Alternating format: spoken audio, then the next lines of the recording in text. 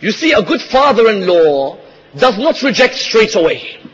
A good father-in-law, in my opinion, from the experience I have had with the youths of hundreds of communities, and I see all the youth smiling, look how big that smile is, mashallah. From the experience of many communities, a father-in-law, however rash you think the boy is who's come, let him sit with you. Just let him sit. If you don't think he's for your daughter, at least do not kill his confidence. One big area of disrespect father-in-laws have, and inshallah it stops, is that they are easily ready to kill confidence. Did your confidence never get hit when you were younger? So what, all of us have never been rejected? Doesn't rejection sometimes taste badly? When you want to reject him, don't make it out like you haven't given a chance. Let him sit, listen to him. He might be waffling. Okay, let him leave with akhlaq. Ziyad bin Lubayt said, I'll go to Rasulullah. When he went to Rasulullah, Rasulullah said, how can we help? Ziyad said, Ya Rasulullah, someone came to propose for my daughter today. And he said, he's come from your behalf. He said, yes, Gwaiber, he's come on my reference. He said, but Ya Rasulullah, you know, we are the Arabs and they are. He said to him, when I came, I destroyed all of these fantasies. On one side I have Bilal from Ethiopia, and another I have Salman from Persia. I have Suhaib from Rome. I have come to show you that we are all the sons of Adam. There is no difference except taqwa. Ziyad bin Lubayt, as soon as he heard this, he said, you are right. He returned back to his house. He said, Gwaiber, on my side, I accept. If Rasulullah has given the reference, I accept. Let me ask my daughter, because that's the way. Unfortunately, again in our communities, it should reach the daughter. When someone has proposed, sometimes you find some parents telling her 2-3 years later, did you know he proposed for you? And when she hears it him, she thinks, he proposed? You're telling, why didn't you tell me then? I would have been happy. Some father-in-laws never let it reach. Whereas you find that Ziyad bin Lubayt does what? He takes it to his daughter. He says, my daughter, I have something to tell you. She says, what is it, father? He says, you know, Gwaiber, he's black. You do know that. And she says, yes, father, what's the problem? He says, he's come to propose for you. I don't mind. If you want him, you can have him. I don't mind. You know, sometimes we say it in a way where we're trying to tell her, to say the truth, I don't really want him, but it's up to you. And so what you find, we've all been there, and what you find therefore is that she says, father, what's wrong with someone if he is black? Rasulullah came to destroy these things. We were brought up believing other colors were lower than us. Now we see that amongst his companions, his great ones, do not only come from Quraysh, they come from other tribes, they come from other countries. Therefore the Quran came to build the idea that there should be no problem in this area. So they came together. Eventually Gwaiber died as one of the great shuhada in the religion of Islam. He died as a shaheed after having married Ziyad bin Lubayt's daughter. The verse said, لا يسخر قوم من قوم عسى أن يكونوا خيرا منهم. Don't let one group of Muslims make fun of another.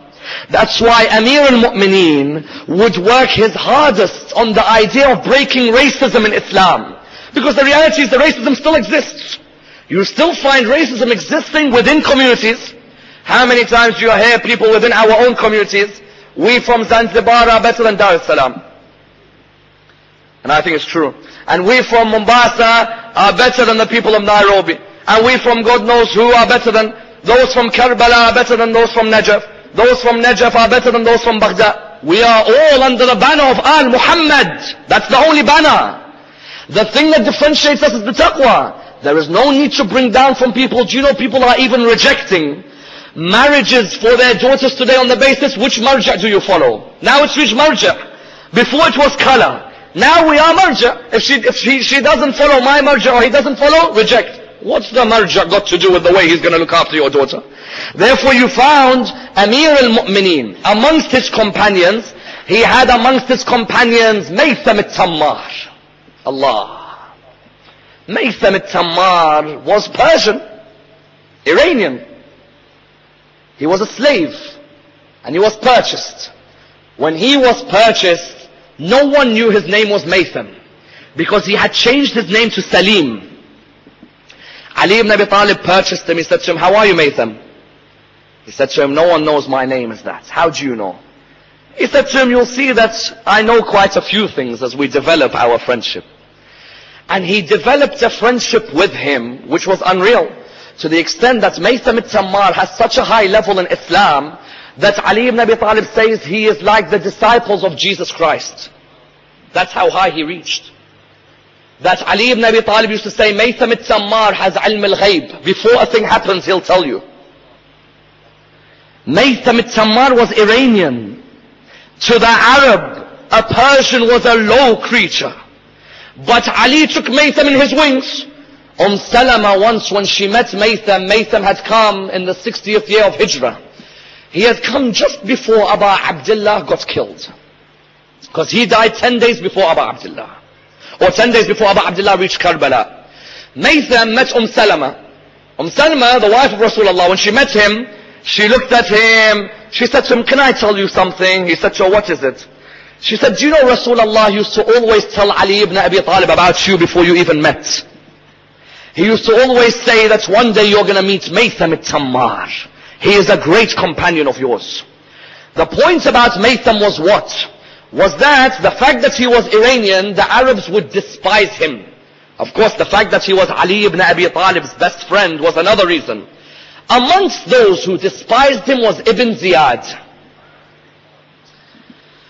Sometimes these moments in history hurt the heart when you read about them. Ibn Ziyad hated Maitham al-Ammar. Why? Because he knew Maitham al-Ammar and Habib ibn Madahir once had a famous conversation with each other. They were walking together. Maitham and Habib spoke with each other. Habib said, it is as if I see you one day crucified, praising Amir al-Mu'mineen.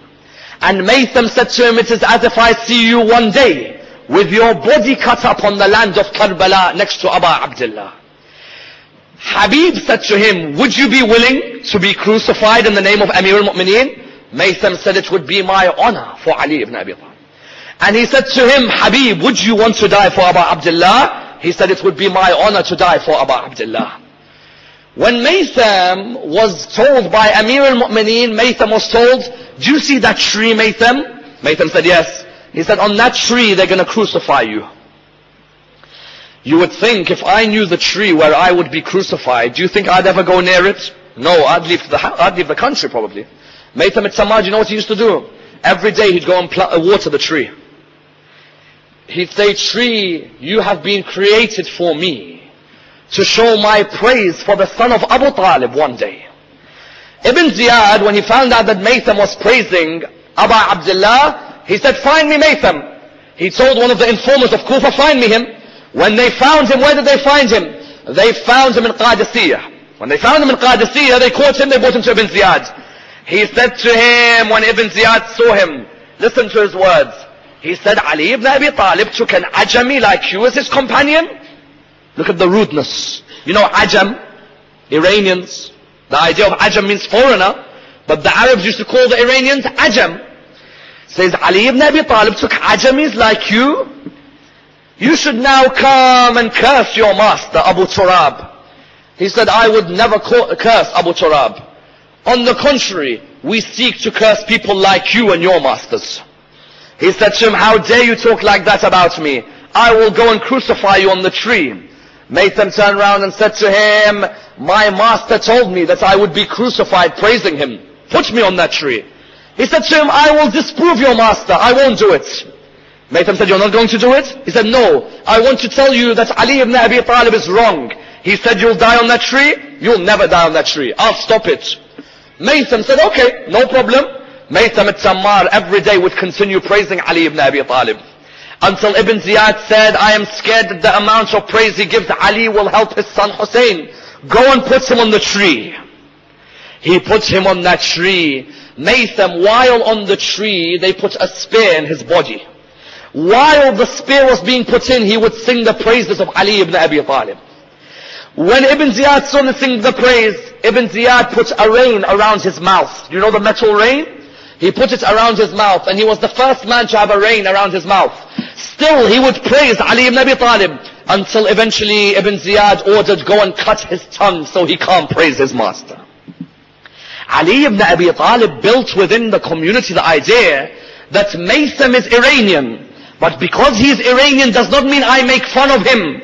Rather, his color or his race has nothing to do with akhlaq. We are all equal before Allah subhanahu wa ta'ala.